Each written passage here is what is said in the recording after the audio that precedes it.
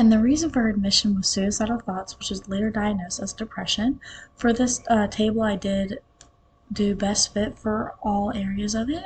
And then for treatment plan 2, for the other table, I used Jason, who was admitted on May 23rd for hallucinations, which was diagnosed as schizophrenia. I also did best fit for all the tables.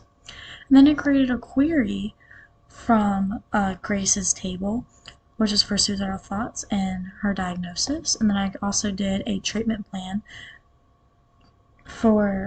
treatment query for Jason. And with these queries, what I did was I put all the fields in the entered box and I just clicked run and this popped up.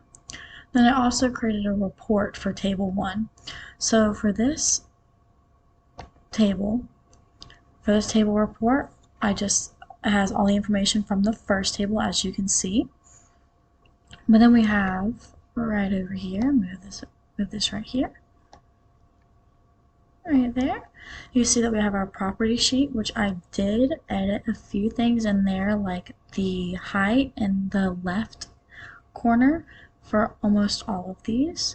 And then the last thing that I created for this was the table form. So with this table form, here, move this over really quick, just so you can see all the information. We're also going to move this over so we see the navigation pane.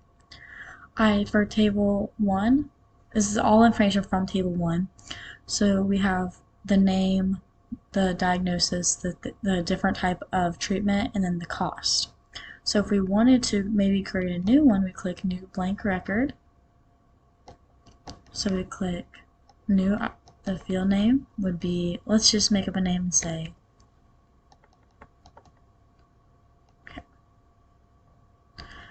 It's not really letting me edit that. I don't really know why. Maybe it has a no editing thing on here. But as you can see, it just goes in order from the different IDs and different numbers.